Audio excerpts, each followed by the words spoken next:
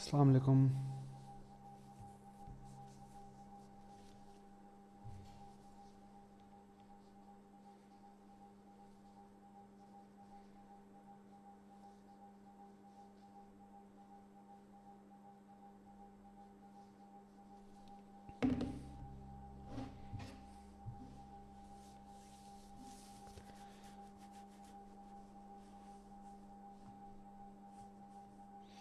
चलें जी। सो last time हमारा I am pretty sure stationary waves ख़त्म हो गया था, right? So I think we did this. और चेंजिंग लेंथ हमने कर लिया था, नहीं किया था, मुझे ये याद दिला दें। आई डोंट एग्जैक्टली रिमेंबर, या मेरे ख्याल से यस, नाउ आई रिमेंबर। तो आखिर की कुछ चीज़ें आई थिंक रह गई थी हमारी। So I think we did somewhere along here. So मैंने आप लोगों को नोट्स भेज दिए थे, तो उसके आगे वाली चीज़ जो है हम लोग उससे स्टार्ट करते हैं। So basically we talked about this, we talked about the harmonics and we talked about the drawing as far as I remember. आज इंशाल्लाह हमारा ये ख़त्म हो जाएगा and we'll also be looking at some past papers. और फिर हमने ये बात की थी कि ये बात करनी थी कि how does the harmonics look like, इसकी कैलकुलेशन कैसे होती है, इसके सवाल कैसे आते हैं, राइट? सो अगर हमारे पास ये डिफरेंट हार्मोनिक्स हैं, तो अगर हम फ्रीक्वेंसी चेंज करें तो उसके हिसाब से उसकी कैलकुलेशन कैसे होती है, this is what we'll be talking about today.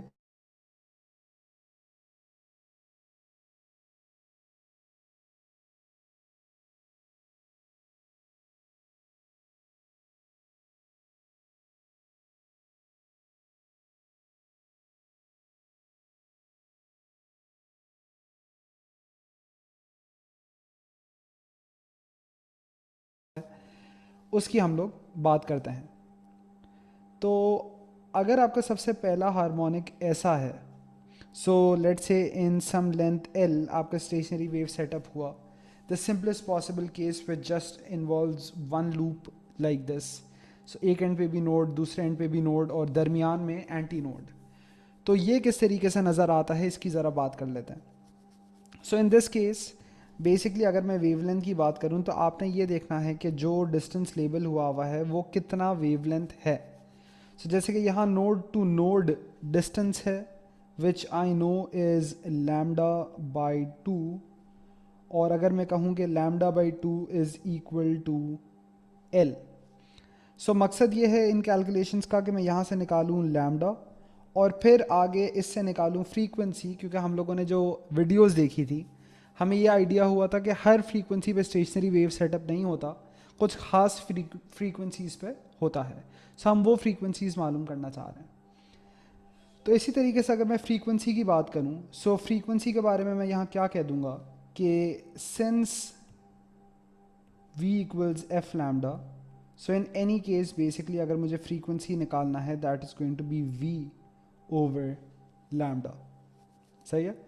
तो अगर मुझे फ्रीक्वेंसी चाहिए फर्स्ट हार्मोनिक का, तो मैं कहूँगा that's v over lambda, and lambda in this case is 2l। ये मेरा सबसे पहला फ्रीक्वेंसी हो जाएगा। अच्छा, because this is my first harmonic, तो इसकी जो फ्रीक्वेंसी होती है इसे फंडामेंटल फ्रीक्वेंसी कहते हैं।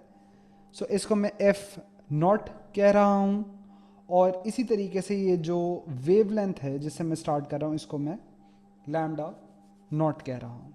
सही है? हार्मोनिक नंबर 1 के लिए कैलकुलेशन जो है वो इस तरीके से नज़र आती है। अच्छा, going on to harmonic number 2। अब हार्मोनिक नंबर 2 की शक्ल कैसी होगी, तो शक्ल तो हम लोग पहले बना चुके हैं, right? Basically in the case of the second harmonic I just have the addition of one more loop like this. चाहे हम बोथ एंड फिक्स की बात करें, वन एंड फिक्स की बात करें, every next harmonic will have one additional loop. तो अगर मैं इसमें एक और लूप डाल दूं तो ये आपका सेकंड हार्मोनिक हो जाएगा। फर्स्ट हार्मोनिक था, और अगर मैं इसमें इस तरीके से एक और हार्मोनिक, एक और लूप डाल दूं, तो इसी तरीके से ये मेरा सेकंड हार्मोनिक हो जाएगा। सही है? अच्छा, तो अगर अब मैं सेकंड हार्मोनिक की कैलकुलेशंस करूं, तो ये डिस्टेंस कितना वेवलेंथ है? सो याद है हम लोग स्टेशनरी वेव में क्या कहते हैं कि नोड टू नोड वाला फासला आधा वेवलेंथ है और फिर अगला नोड टू नोड आधा वेवलेंथ है. सो ये पूरा फासला यानी दिस इज वन वेवलेंथ. सो इस केस में मैं कहूँगा कि भाई वेवलेंथ सीधा सीधा आपका एल के ही बराबर है and this is basically lambda one. ठीक है. अच्छा, अगले पार्ट में जहाँ मुझे फ्रीक्वेंसी निकालना होगा इसको भी मैं F1 कहूँगा. That's again V over lambda in this case. तो यहाँ ये V है और इस बार जो लैम्डा है वो सीधा सीधा आपका L है.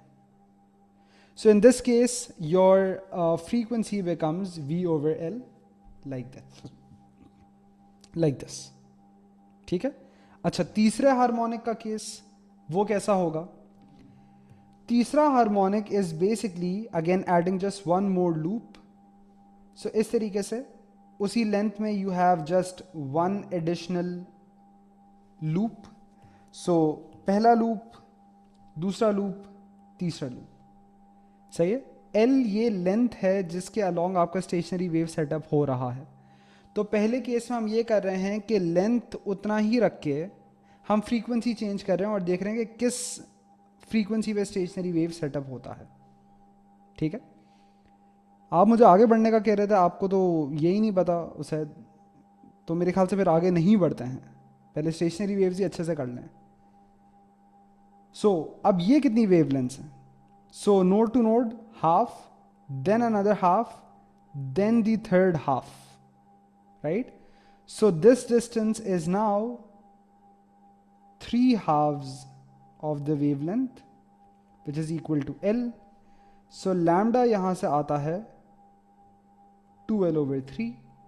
अच्छा, यहाँ आप शायद नंबरिंग में नोट कर रहे हों कि अगर मैं किसी हार्मोनिक की बात करूँ तो उसका फ्रीक्वेंसी का नंबर उससे 1 लेस है, विच मेक सेंस क्योंकि मैंने यहाँ नंबरिंग 0 से स्टार्ट की है because this is the fundamental frequency. ठीक है.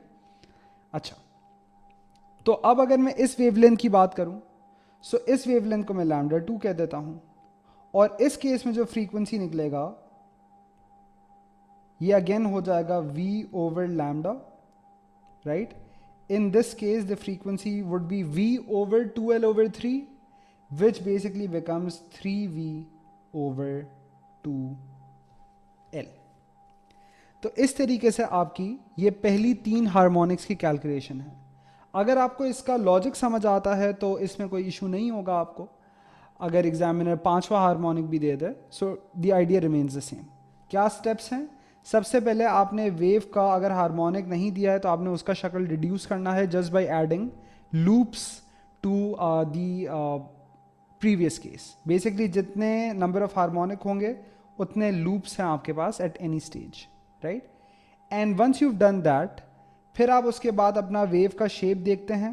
आप सोचते हैं कितनी वेवलेंथ्स हैं, उसको लेंथ से इक्वेट करते हैं और वेवलेंथ को सब्जेक्ट बनाते हैं. सो जब आपने वेवलेंथ को सब्जेक्ट बना लिया है उसके बाद आप वहाँ से वेव स्पीड की इक्वेशन यूज़ करके फ्रीक्वेंसी ढूंढने की कोशिश करते हैं. Right. So this is basically all there is. अच्छा, अब यहाँ पर वेवलेंथ और फ्रीक्वेंसी में एक थीम चल रही है जिसकी मैं बात करता हूँ. सो फॉर एवरी फ्रीक्वेंसी और for every wavelength that I have, मैं कोशिश करता हूँ कि मैं उसको फंडामेंटल के हिसाब से किसी तरीके से एक्सप्रेस करने की कोशिश करता हूँ. यानी अगर मैं आपसे पूछूं lambda 1 as compare to the original, ये इसका क्या फ्रैक्शन है? सो आप कहेंगे कि सर यहाँ 2L है, यहाँ सिर्फ L है, मतलब ये डिवीजन बाई 2 हुआ होगा. I think this is lagging.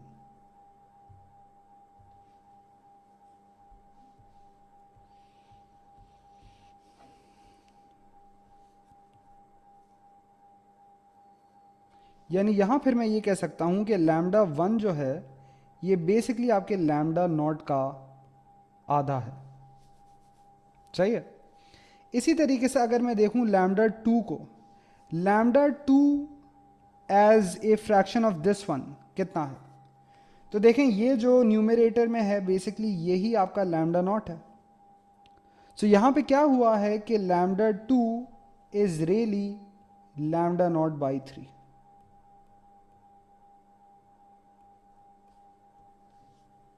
सही है।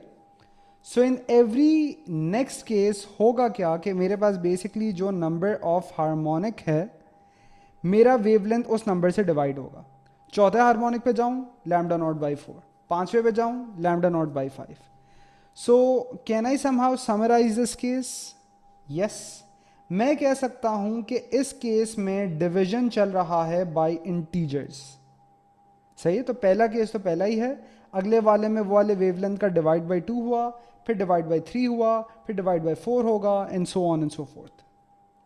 अब इसी तरीके से अगर मैं फ्रीक्वेंसी की बात करूं, so if I talk about frequency here, इसके बारे में क्या कह सकता हूं? सो ये ओरिजिनल फ्रीक्वेंसी है v/2L। अब क्या मैं f1 को किसी तरीके से f0 की टर्म्स में एक्सप्रेस कर सकता हूं? Can I somehow do that? तो आपको नजर आ रहा है कि यहां v/2L है। v/L बनने के लिए this must have been multiplied by 2 ताकि 2 2 कैंसिल हुआ हो। सो आई कैन से f1 is basically twice of f0। सही है। अब इधर पे f2 को देखें। f2 के केस में आपको नजर आ रहा है कि ये पूरा v/2L ये तो बेसिकली f0 है। सो f2 के केस में क्या कह सकता हूं? f2 के केस में आई can say this is 3f0। मतलब यहां भी इंटीजर्स का ही ऑर्डर चल रहा है, बस यहां डिवीजन था, यहां मल्टीप्लिकेशन है। सही है। नाउ एज एन एग्जाम्पल, अब आपको शायद समझ आएगा कि क्यों हर फ्रीक्वेंसी पे स्टेशनरी वेव सेटअप नहीं होता। जैसे हम लोगों ने जो वीडियो देखी जिसमें वो यूनिवर्सिटी प्रोफेसर हमें अलग अलग हार्मोनिक सेटअप करके दिखा रहा था, तो देखें अगर पहला फ्रीक्वेंसी 100 हर्ट्ज पे सेटअप हुआ है, अगला कितने पे सेटअप होगा? ट्वाइस ऑफ दैट 200, उसके बाद 300, उसके बाद 400 and so on and so fourth. सही है। तो यहां पे जो थीम है ये बेसिकली इंटीजर मल्टीपल्स की है। सही है। मैं आप लोगों को नोट्स ऑलरेडी भेज चुका हूं, so I won't waste time with copying, और आप में से कुछ लोग तो क्लास में कर भी चुके हैं, so I just go forward here. अगर मैं चेंजिंग लेंथ की बात करूं, सही है, तो इस बार मैं ये करता हूं कि मैं फ्रीक्वेंसी उतना ही रखूं और मैं कहूं कि भाई अगर पहला स्टेशनरी वेव इतने पे सेटअप हुआ है तो अगला कितने पे सेटअप होगा।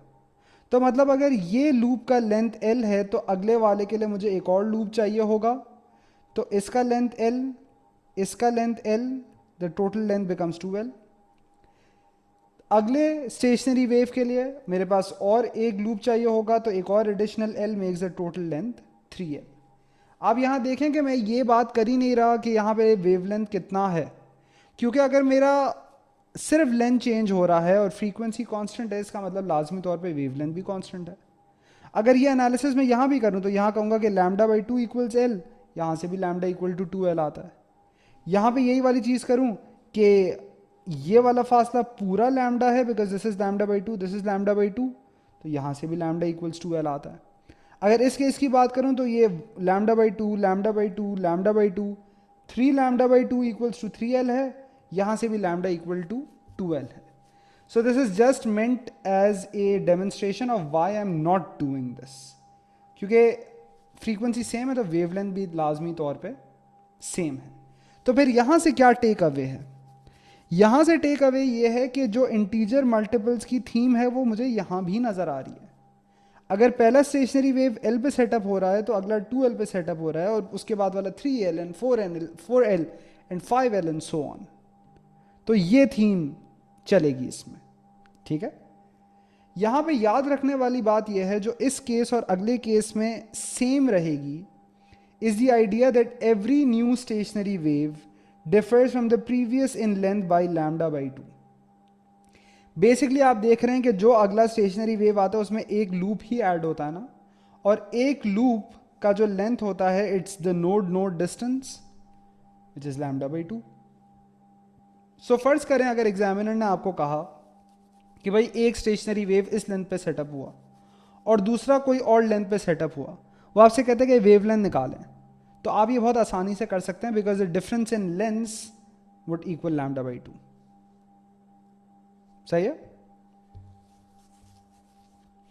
So if the question is about next stationary wave from fundamental frequency, नहीं देखें वंश, दो अलग अलग केसेस है बेटा। इस एक केस में ही बोथ एंड्स फिक्स में दो चीज़ें हो सकती हैं, या तो लेंथ सेम रख के मैं फ्रीक्वेंसी चेंज कर सकता हूं, या फ्रीक्वेंसी सेम रखकर मैं लेंथ चेंज कर सकता हूं।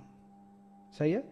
मैंने ये कहा कि अब देखें ना वंश, इसमें बेटा हर केस में इसका लेंथ एल है और मैं फ्रीक्वेंसी बढ़ा रहा हूं और मैं वो फ्रीक्वेंसी निकाल रहा हूं। इन दीज केसेस मैं फ्रीक्वेंसी सेम रख के देख रहा हूं कि अब अगली स्टेशनरी वेव कौन सी लेंथ पे बनेगी। Also by the way the term harmonic we reserve for the cases where we change frequency. सही है। तो ये इसका आइडिया है।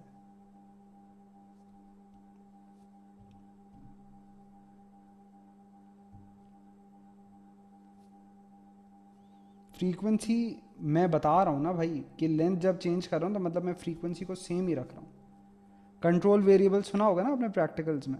So I am only changing one thing at a time. ठीक है। अब जैसे ये एग्जांपल है। So a stationary wave was observed when the length of the string was 80 centimetre. से ये तो अभी समझे कि मैं रोप की ही बात कर रहा हूं। तो जब लेंथ 80 सेंटीमीटर है पहला स्टेशनरी वेव आता है।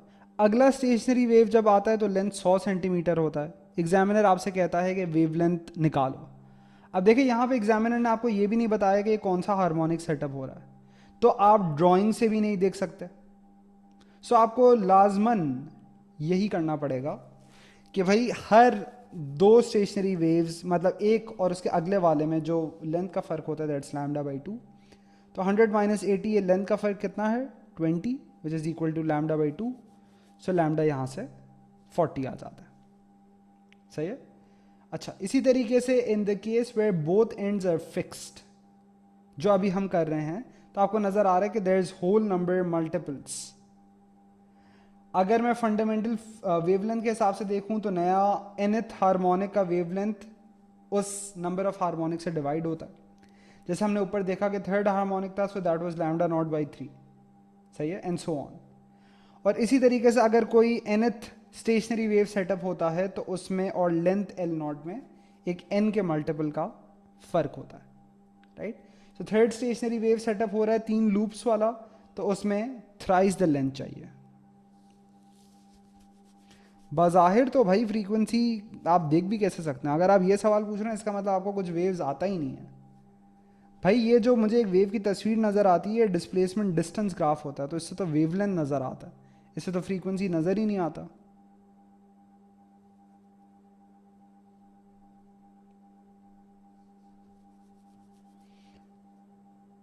नेक्स्ट केस जहां एक एंड फिक्स्ड हो।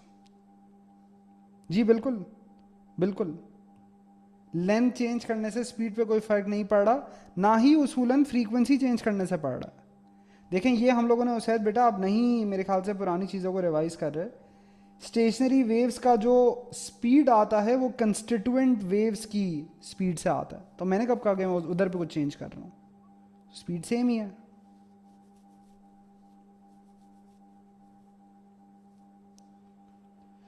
अच्छा, वन एंड फिक्स में there is a node at one end and an anti node at the other and.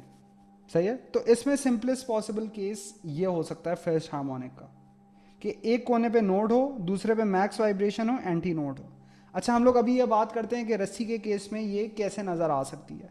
देखिए जैसे बोथ एंड्स फिक्स की तो बहुत आसान एग्जांपल ये है कि जैसे स्ट्रिंग्स इन अ गिटार और इन अ वायलिन, जहाँ पे वो दोनों एंड से फिक्स्ड होता है और आप मिडिल से उसे प्लग करते हैं, तो यहाँ पे स्टेशनरी वेव सेटअप होता है which is producing that sound.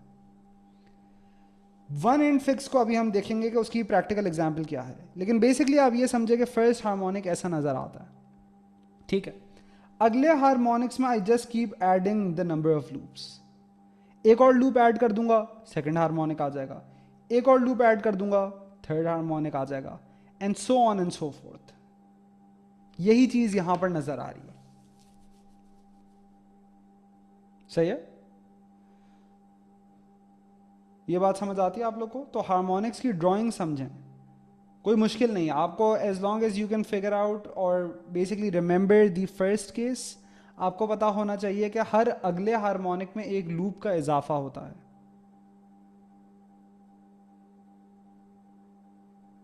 सही है। अच्छा जी, अब अगर इस केस में मैं ये बात करूं कि फ्रीक्वेंसी चेंज कर रहा हूं, राइट, तो अगर फ्रीक्वेंसी चेंज करूंगा, how would that look like this time out. देखिए तरीकेकार सेम है, या हार्मोनिक की शेप एग्जामिनर आपको देगा, या वो आपको बता देगा कि भाई this is the first harmonic और the simplest possible stationary wave that can be set up, उसने आपको बता दिया। सही है। अब मेरा सवाल यह है कि ये फासला कितनी वेवलेंथ है।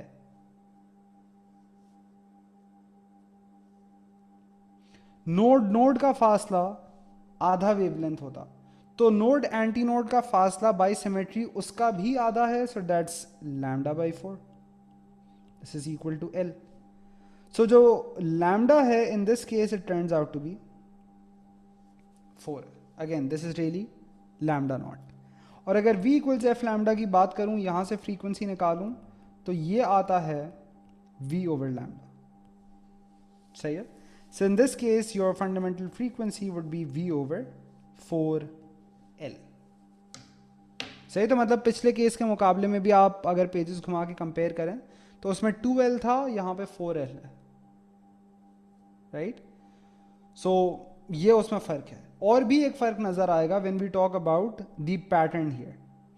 अच्छा, इस केस में अगर देखूं, सो इस केस में ये लेंथ कितनी वेवलेंथ है, कितनी वेवलेंथ है, तो ये तो क्वार्टर है और एक आधा एडिशनल है, right. So lambda by 4 plus lambda by 2 which is basically half plus 0.25 which is 0.75, पूरा लैम्डा नहीं है, 0.75 है, ये आधा और ये क्वार्टर। सही है। तो इन्हें ऐड करूंगा, so this turns out to be 3 lambda by 4 which is equal to L. यहां से लैम्डा निकालूंगा, so it turns out to be 4l over 3। सही है। And this is basically lambda 1, second harmonic का वेवलेंथ। इसी तरीके से अगर फ्रीक्वेंसी की बात करूं, वही तरीकेकार है, क्या, that it would become v over lambda, so v over 4l over 3, तो ये पूरा फ्लिप होगा and this becomes 3v over 4l।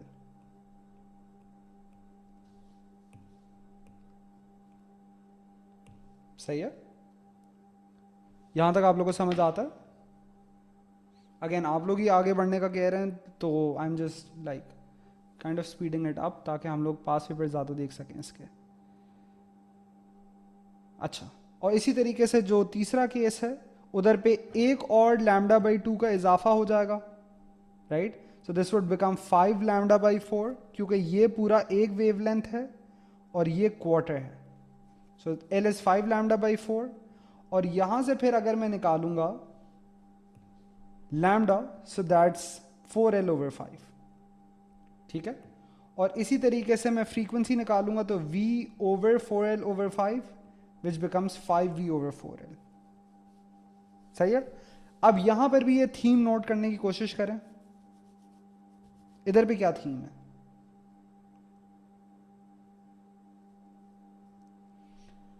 In terms of this one, ये वेवलेंथ 1/3 है, so I can say this is really lambda naught by 3। ये वाला wavelength 1/5 है, जिस लैम्डा नॉट बाई 5। सही है। ये मेरा फंडामेंटल फ्रीक्वेंसी है, तो मतलब v ओवर 4l तो उतना ही है, दिस इज 3f0। और उसी तरीके से यहां पे क्या है, ये v ओवर 4l है, दिस इज 5f0। तो यहां आपने क्या सीखा, यहां आपने ये सीखा कि यहां पर भी मल्टीपल्स हैं, लेकिन ये सारे इंटीजर तो नहीं है। अगर यहां 3 आ रहा है, यहां 5 आ रहा है, फोर्थ हार्मोनिक में क्या आएगा,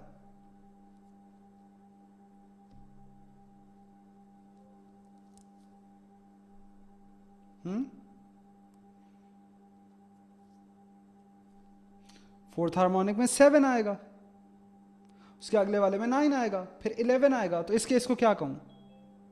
यहां पे थीम क्या है?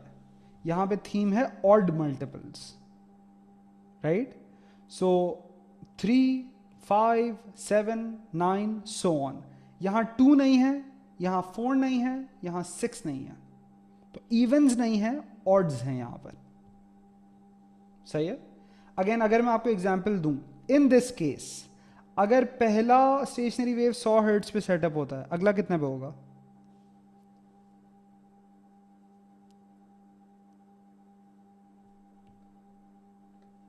अगला कितने पे होगा?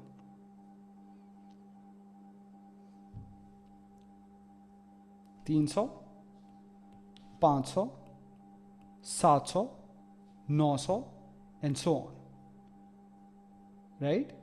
So this is the idea here. ठीक है? अगेन ये नोट्स आप लोगों के पास सारे हैं, इसका तरीका समझें।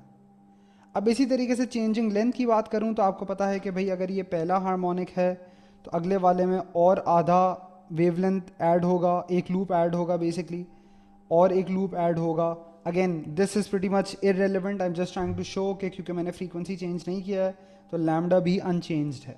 हर केस में ये लैम्डा 4L के बराबर आ रहा है। सही है? अच्छा, यहां पर और पिछले केस में ये चीज कांस्टेंट है कि एवरी न्यू स्टेशनरी वेव में जब मैं एक लूप ऐड करता हूं तो एक लूप का length is basically lambda by 2।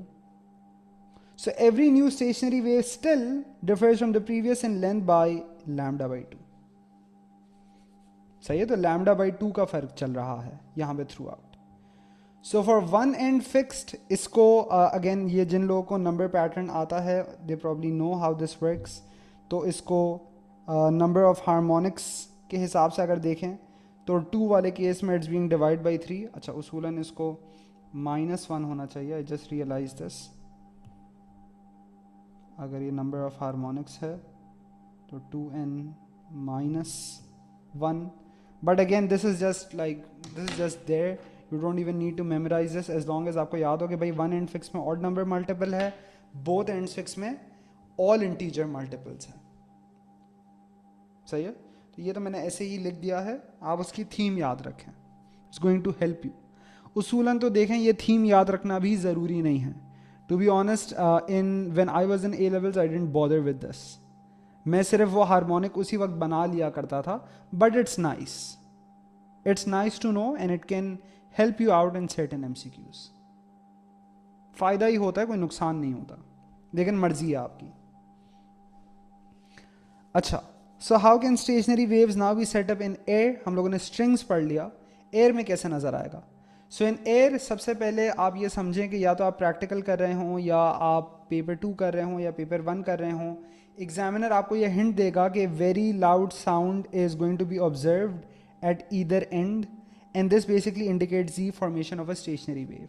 क्यों? क्योंकि हमें पता है कि भाई अगर साउंड वेव भेज रहे हैं तो स्टेशनरी वेव में कुछ जगह पर कंस्ट्रक्टिव इंटरफेरेंस होता है, तो एम्पलीट्यूड्स ऐड होते हैं, तो आपकी आवाज़ लाउड हो जाती है।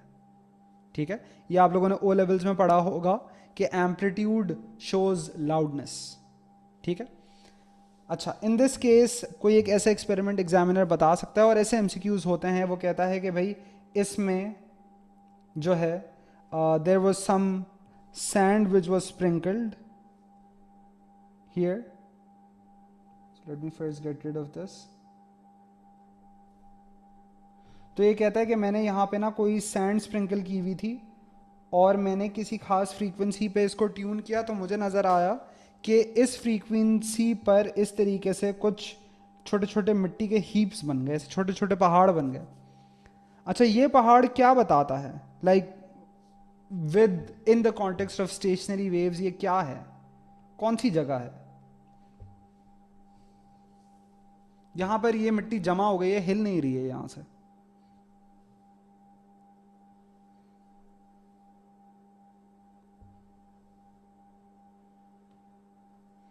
हाँ, सो बेसिकली आपके नोड्स हैं।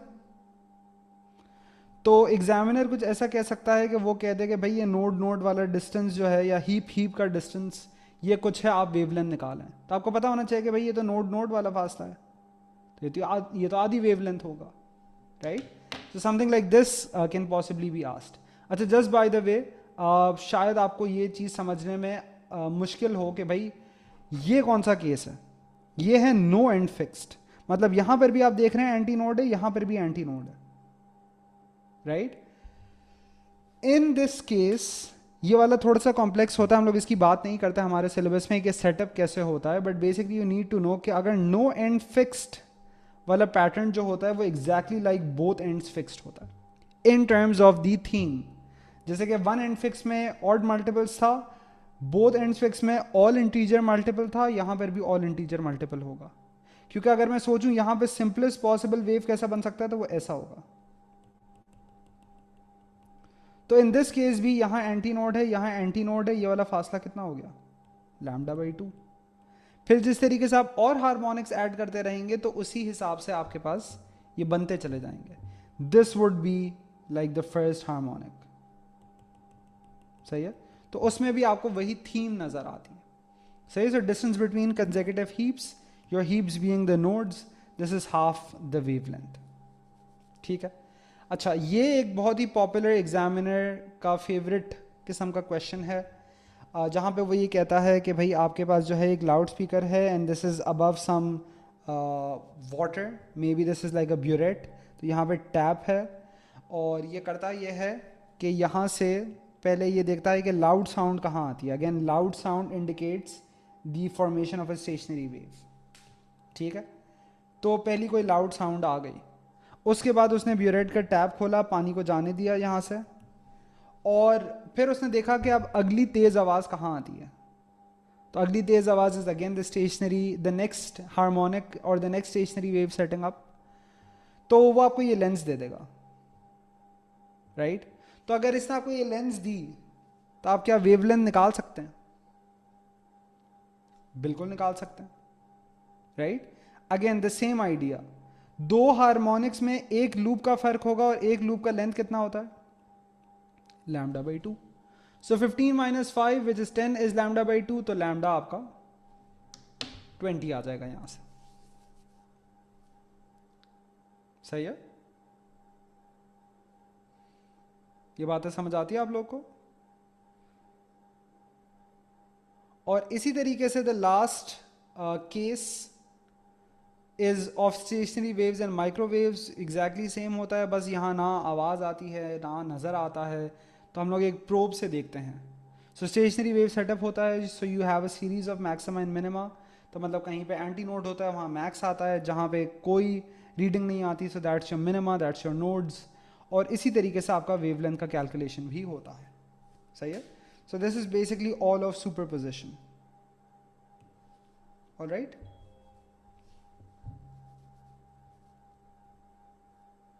चलें जी, अब आगे चलते हैं on to pass papers.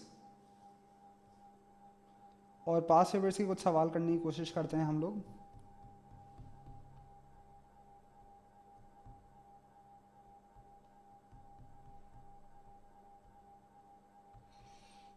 particularly focused around stationary waves.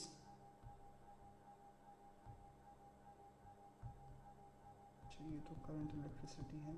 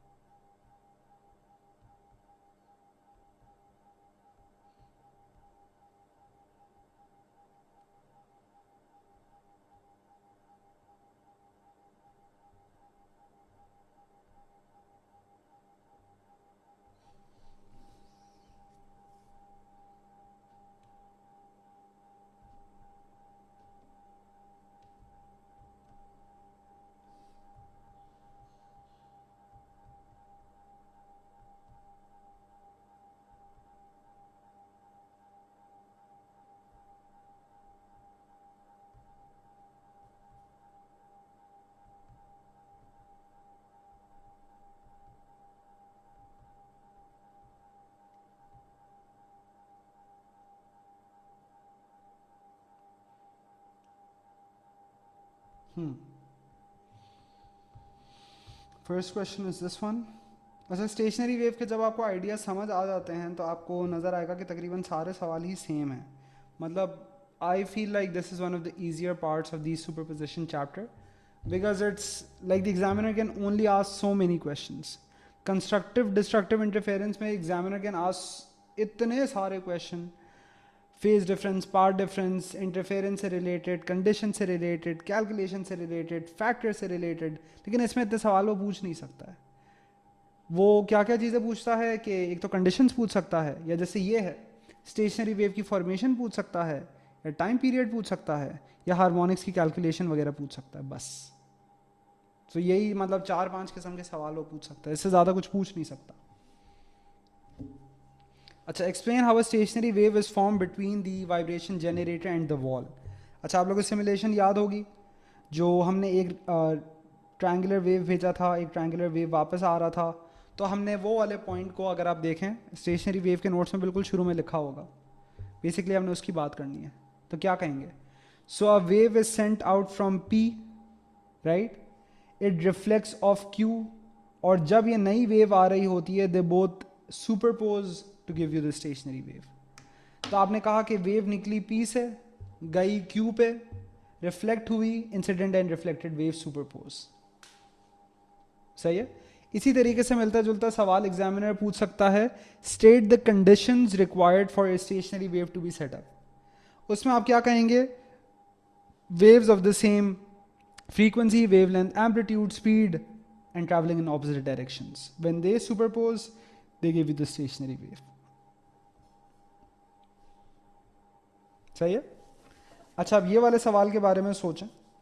सो इसने आपको स्टेशनरी वेव की शक्ल दिखा दी और उसने बताया कि भाई ये लेंथ 1.2 है. क्या आप लैम्डा निकाल सकते हैं? This is very easy.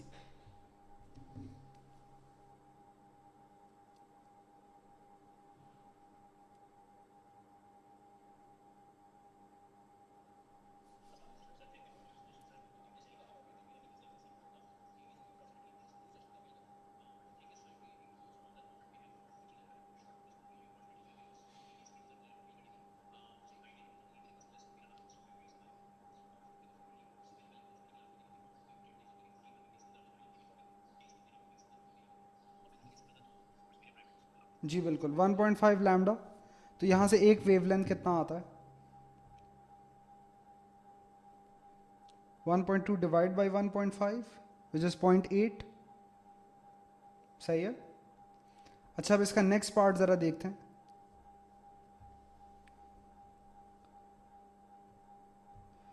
Five point three shows the stationary wave at time t equals to 0 when all points on the wave are at their max displacements.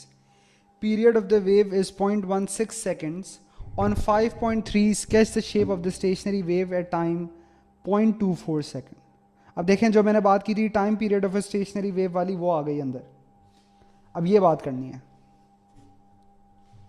Time period 0.16 second है, वो पूछ रहा है कि ये 0 पे है, 0.24 सेकंड के बाद कैसी वेव बनेगी. सही. अब आप लोग इसके बारे में कैसे सोचेंगे?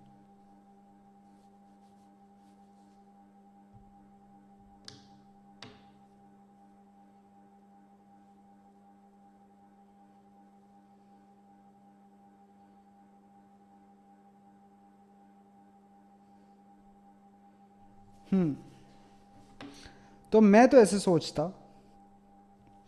अगर टाइम पीरियड 0.16 है और ये 0.24 बाद बता रहा है, तो मतलब 0.16 तक तो ये अपनी ओरिजिनल शक्ल को लौट चुका होगा. सो बेसिकली जो एडिशनल टाइम है वो 0.08 है, राइट. 0.24 माइनस 0.16. अब मुझे याद होना चाहिए कि जो स्टेशनरी वेव की अलग अलग शक्लें बनती हैं, that's in quarter of the time period के इंटरवल्स. सही है. T/4 के इंटरवल्स, ये भी आप लोग के पास नोट्स में है. तो पहले तो मैं ढूंढता हूँ ये कितना टाइम पीरियड है. अगर टाइम पीरियड 0.16 है तो इसका मतलब तो ये हुआ कि ये आधा टाइम पीरियड है, राइट. तो quarter of a time period में ये यूं नीचे जाएगा, यूं ऊपर जाएगा, यूं नीचे जाएगा, you get your horizontal line. और अगले क्वार्टर में, which is exactly what we are looking for, ये और नीचे जाएगा और ऊपर जाएगा और नीचे जाएगा, and this wave shape essentially just flips.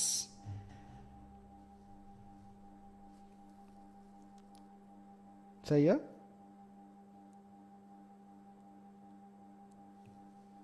चले, अच्छा ये उसी स्टेशनरी वेव पे इसने 2 पॉइंट हैं। वो कहता है state the phase difference between oscillations of point R and point T. क्या फेज डिफरेंस होगा? स्टेशनरी वेव्स में फेज डिफरेंस की बात कैसे करते हैं? Points on adjacent loops are exactly out of phase and all points between two nodes या which are on a loop are in phase. तो ये तो एडजेसेंट लूप्स पे हैं, इसका फेज डिफरेंस 180 हो जाएगा। और अगर आपको स्पीड निकालनी हो, स्पीड ऑफ प्रोग्रेसिव वेव्स, तो हमें पता है जो स्टेशनरी वेव का स्पीड होता है वही आपका प्रोग्रेसिव वेव्स का भी स्पीड होता है, राइट? सो इसने आपको टाइम पीरियड दिया, पिछले पार्ट में इसने आपको लैम्डा दिया था। सो वेवलेंथ ओवर लैम्डा सीधा सीधा करें, 0.8 ओवर 0.16 विच इज 0.5 मीटर पर सेकेंड। ये बात समझ आती है?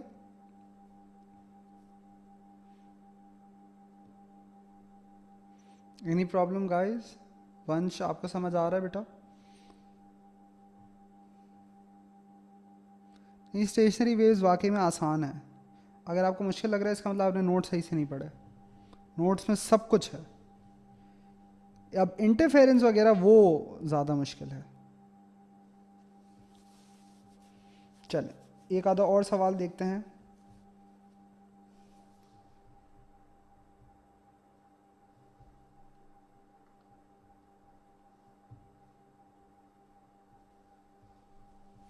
इसमें एक ही जैसे सवाल हैं शायद सारे। अच्छा, the people who have been through waves pass papers might know this, might know this question.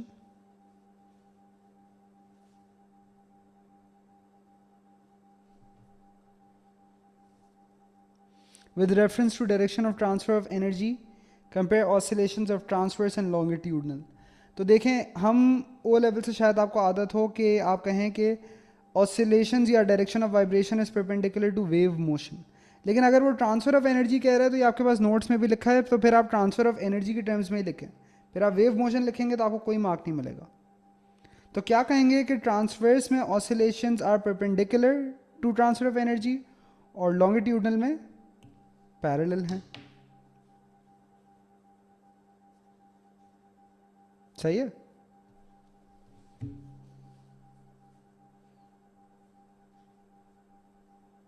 ये बात समझ आती है?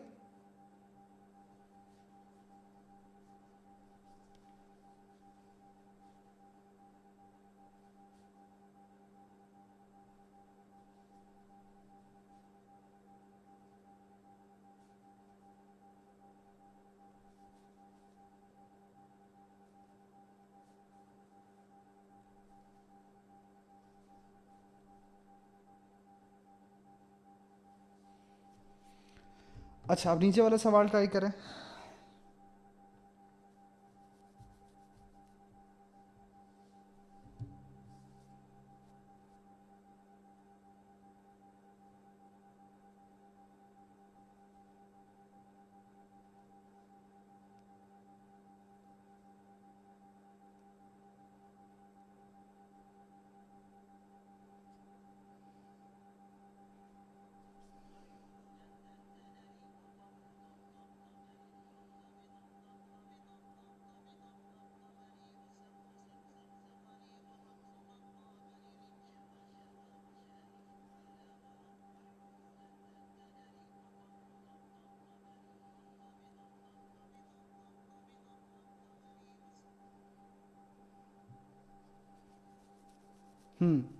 So एंटी-नोड की position, this is very easy, right? The next part is basically जिसमें थोड़ा सा सोचना है। तो एंटी-नोड तो सीधा सीधा आपका यहाँ पर है। अब आप सोचें कि इसने आपको जो लेंथ दिया है ये कितनी वेव लेंथ है?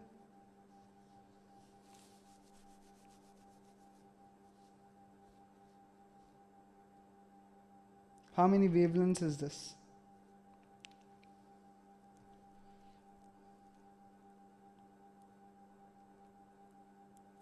Lambda by 4। So lambda by 4 equals to this. आप लैम्डा निकालें, सही है। So lambda by 4 equals 4.5 into 10⁻²। Lambda आ जाएगा तो आपको आगे फ्रीक्वेंसी निकालनी है।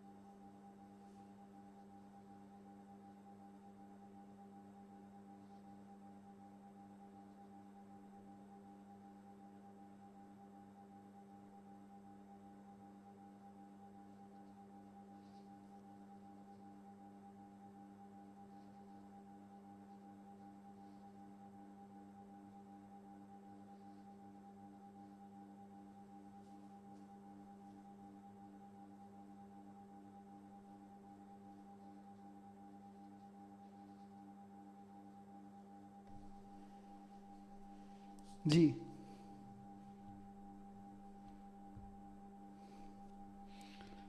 सो ये कैलकुलेशन है आपका, फ्रीक्वेंसी यहाँ से इस तरीके से आता है। ठीक है, नेक्स्ट पार्ट। अच्छा, नेक्स्ट पार्ट जो है ये थोड़ा सा दिमाग वाला है। ये कहता है the piston is move to the left, frequency of sound emitted को भी ये चेंज करता है, so that stationary wave is found with the same number of antinodes as in 4.1।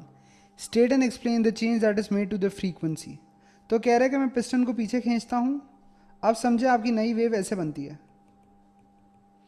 सही है, उसने कहा उतने ही एंटी नोड, मतलब एक एंटी नोड वाली ही सिंपलेस्ट वेव है, राइट। अच्छा, अब ये कह रहे हैं फ्रीक्वेंसी को क्या हुआ होना चाहिए। तो आप सोचें कि आपने इस पार्ट में फ्रीक्वेंसी कैसे निकाली थी। आपने कहा था कि lambda by 4 equals to this length, right. अच्छा, इस लेंथ को क्या हो गया होगा,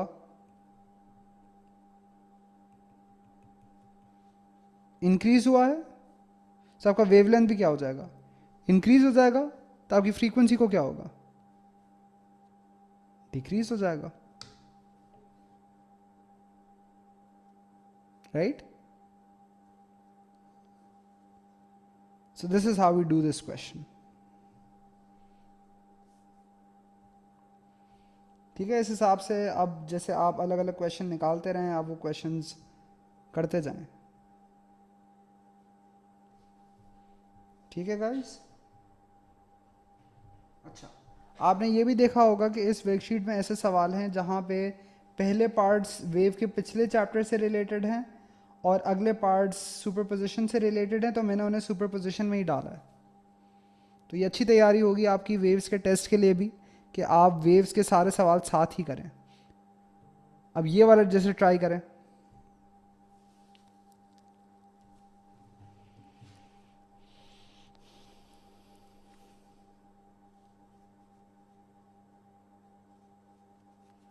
मैं मार्क करके भेजूंगा अभी वंश। और ये वाले हैं बेटा, जैसे अब ये वाला है ना, वो ऐसा सवाल है।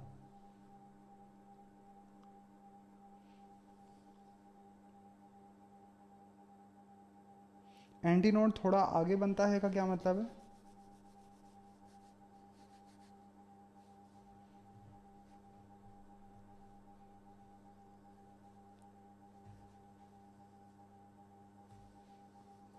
किससे आगे बनता है, मुझे समझ नहीं आ रहा।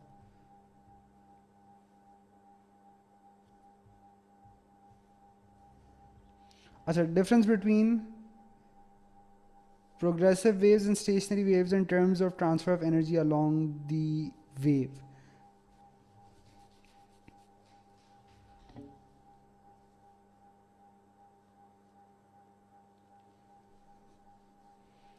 So in progressive waves energy is transferred between points. ठीक है, तो यहाँ पे एनर्जी ट्रांसफ़र होता है, लेकिन स्टेशनरी वेव्स में एनर्जी आपके जो पॉइंट्स हैं उसके दरमियान ही कन्फाइंड रहता है, राइट। अच्छा, अगला पार्ट।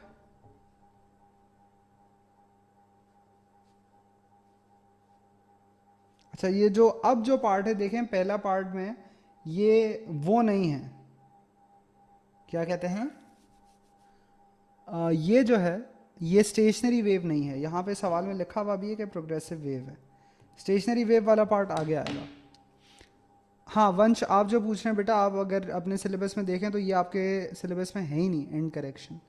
मतलब उसूलन हम जब ऐसे लाउड स्पीकर लगाते हैं, राइट, तो उसूलन एंटी नोड यहाँ होता है, यहाँ पर हम यहाँ मार्क करते हैं।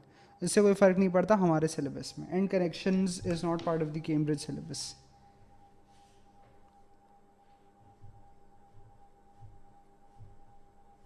आप अगर देखेंगे भी आपके सिलेबस में, आपको साफ साफ नज़र आएगा कि knowledge of and corrections is not required.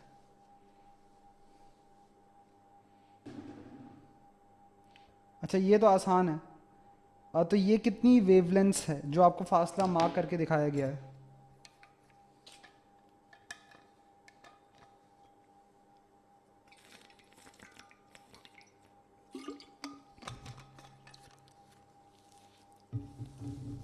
ये भी 1.5 वेवलेंथ है।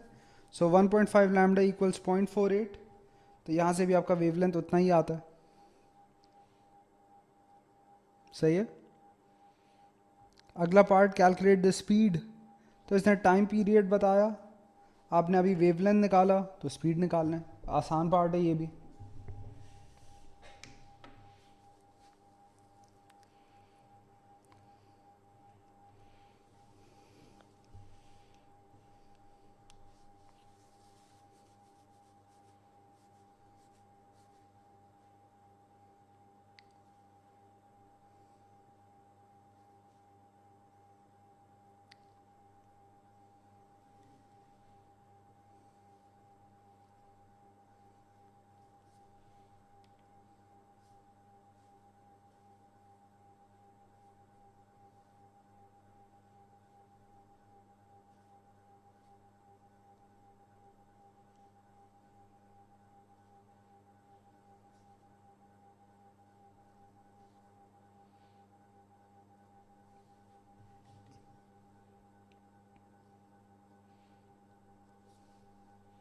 सो वेवलेंथ इससे इतना आ रहा है स्पीड।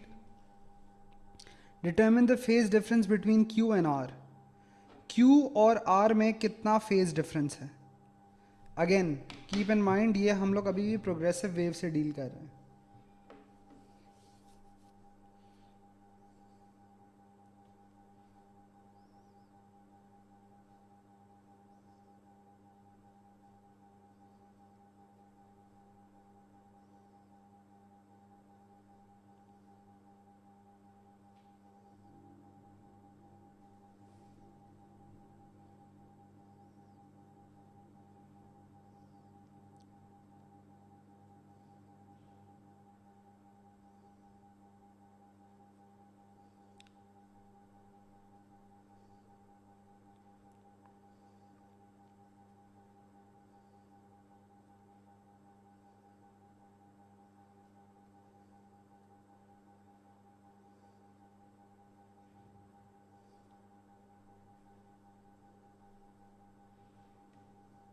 फेज डिफरेंस कितना है?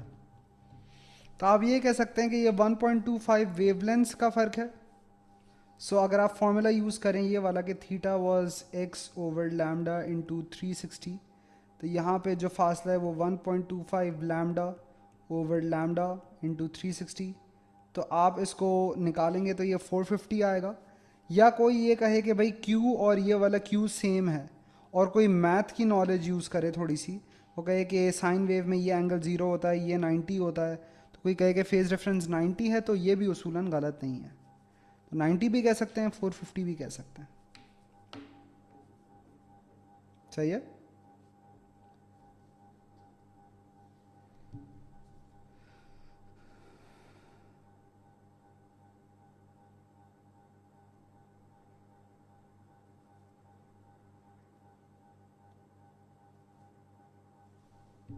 अच्छा, 4.1 shows the position of the string at time t equals to 0.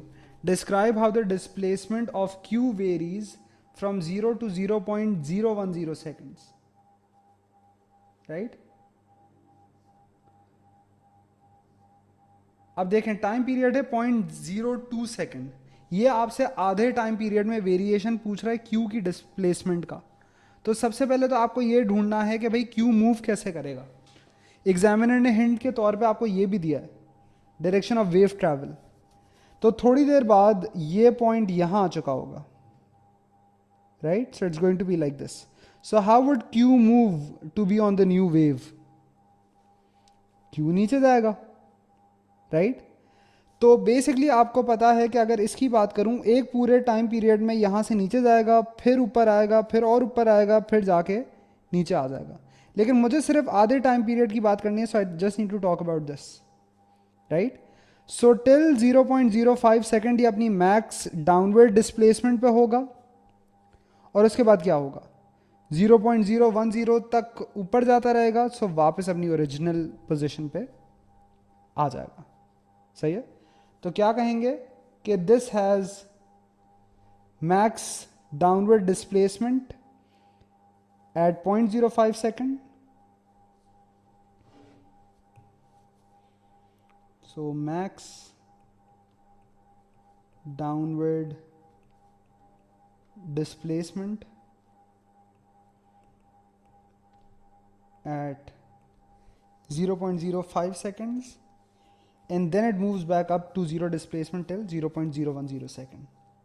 ठीक है? देखें वंश बेटा, इसमें कंफ्यूज ना होना। उसने कहा है कि डायरेक्शन ऑफ वेव ट्रैवल ऐसा है। फर्ज करें ये वेव है अभी, तो जब डायरेक्शन ऑफ वेव ट्रैवल ऐसा है तो थोड़ी देर के बाद वेव थोड़ा सा आगे जा चुका होगा ना। तो मैंने ये कहा that to be on the new wave how should Q move? Should move down. नए वेव पे होगा ना, तो क्यू को नीचे जाना चाहिए।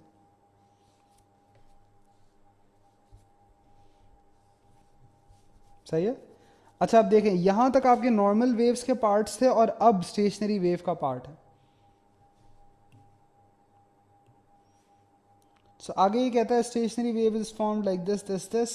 ये वाले सारे पार्ट्स आप लोग खुद से ट्राई करने की कोशिश करें। These are also easy.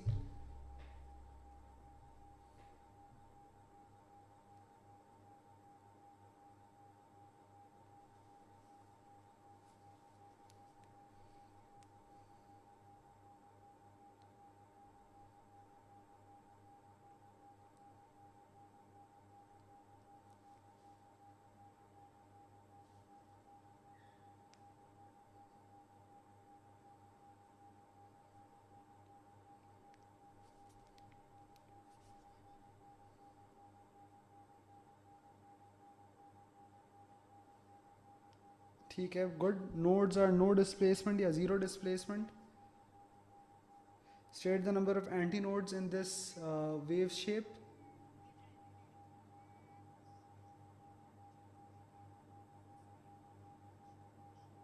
To, बिल्कुल। Phase difference between W and G, ये सवाल भी अभी किया था थोड़ी देर पहले।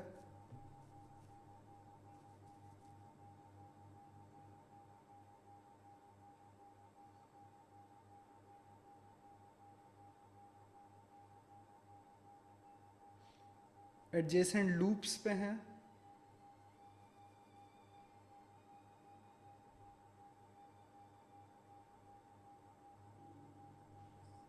सो 180। अच्छा, अब ये कह रहे हैं new stationery wave is now formed on the string. The new wave has a frequency that is half of the frequency of the wave shown. Speed of the wave is unchanged. तो कह रहे हैं कि मैंने frequency आधा कर दिया है, तो आप नई पोजीशन बनाकर बताएं। अच्छा, अगर आप लोगों ने आइडेंटिफाई नहीं किया है अब तक, सो this is a case with both ends fixed. तो अभी हमने वो केस देखा था, तो हमने फ्रीक्वेंसी की बात की थी ना, कुछ कहा था कि वहां पे क्या थीम चल रही है। तो यहां पे क्या होगा अगर फ्रीक्वेंसी आधा कर दूं तो?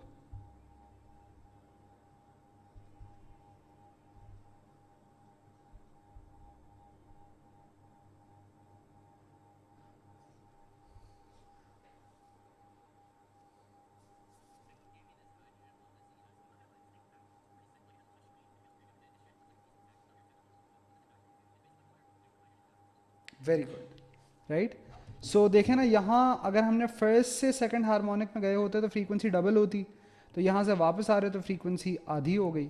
सो it's just going to be your one loop like this, ठीक है,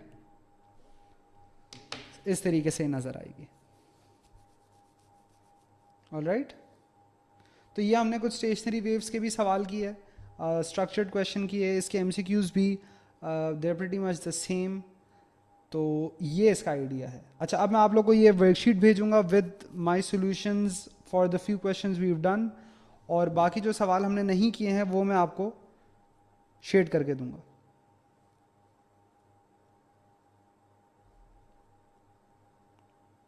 सही है? So that's it for today.